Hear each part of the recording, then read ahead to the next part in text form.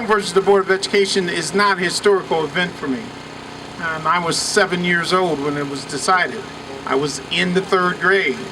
I was not old enough to remember the discussions around that, but a few years later, I do remember the discussions in my family about which high school my older brother was going to attend, because previous to that, there was no decision.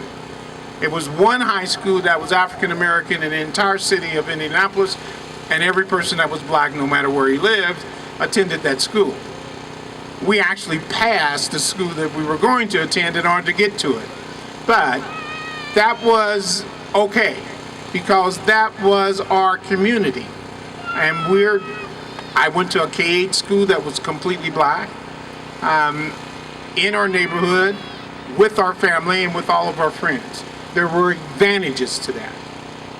The disadvantage was that by law in some states, and by practice in practically all, schools that were predominantly black would be funded at a lower rate than schools that were white. And so the suit was not about desegregating schools, it was about equal resource. And it got expanded into desegregating schools. And so we're going to celebrate the fact that in 1954, the people that were working to improve the conditions in the United States started with, let's fund schools equitably. And they passed that. The desegregation part of it happened in a very strange way. We didn't desegregate schools, we dissolved schools that were historically black. We replaced them with schools that might or might not be in our community. We replaced them with schools that might or might not culturally support our well-being. And certainly we hadn't paid a lot of attention to how we get from segregated schools to desegregated schools and desegregated society during that process. And so Brown versus the Board of Education was a historic decision. It made for a basis for us to begin to work to try and cause our whole society to be judged on an equitable basis. But we stopped working. And it's people my age that need to take responsibility for that, because our parents got Brown versus the Board of Education passed. And that was a monumental task. Fighting to make sure it was implemented in a way that supported the goals and objectives of the suit was my generation's responsibility.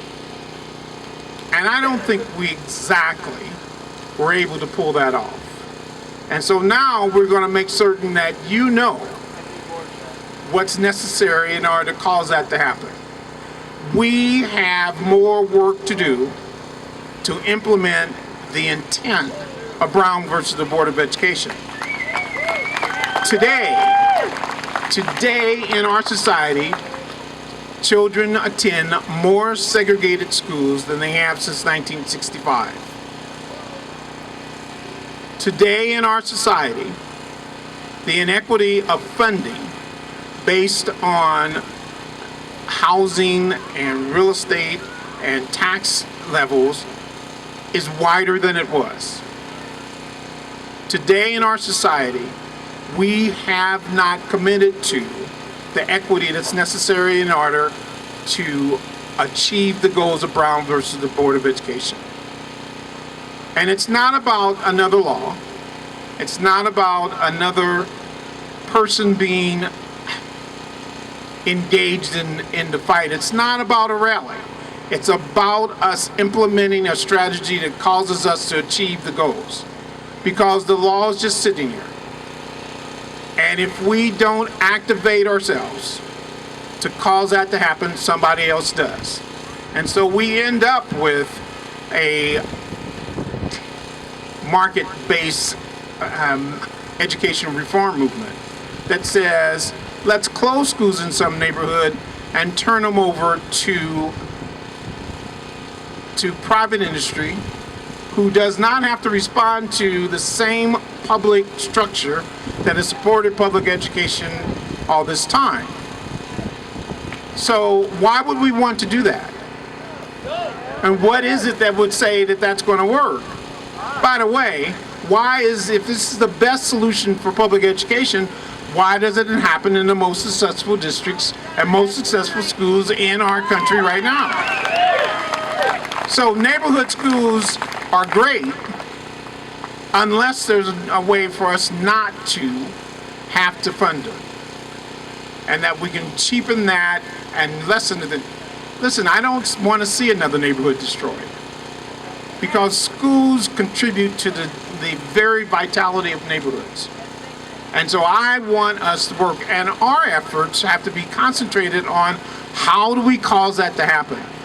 The basis, the foundation is Brown versus the Board of Education is one of them, an important one. But if we don't make any effort in implementing it in a way that supports the goals, then we can expect that it's going to happen just the way that it is now. And so our next fight, the one that keeps me coming out to these kinds of events, the one that frankly caused me to do something that was not on my bucket list, to go to the legislature, was because we need to do the work.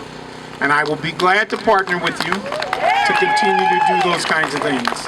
Whatever we can do to cause this to happen, we need the strategy now. I appreciate you being out here.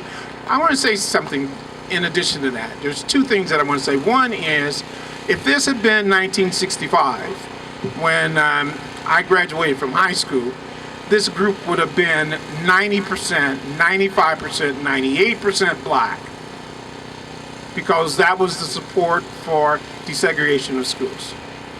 It wouldn't have included the Teachers Association. It wouldn't have included anyone from the legislature, because there weren't any people that looked like me in the legislature. It wouldn't have included the age range that is here. It would have been entirely different. We have made progress. But we didn't make progress because of effort. We made progress because the law changed. Now we have to put in the effort to cause the law to do what we want to. And the last thing I want to say is the faster we can include more people in us and less people in them, the quicker we'll make better decisions for all of us. I want you to always think of that when you're making a decision. The more that's us and the less that's them will cause us to make better decisions for all of us. I appreciate you being out here, and thank you very much.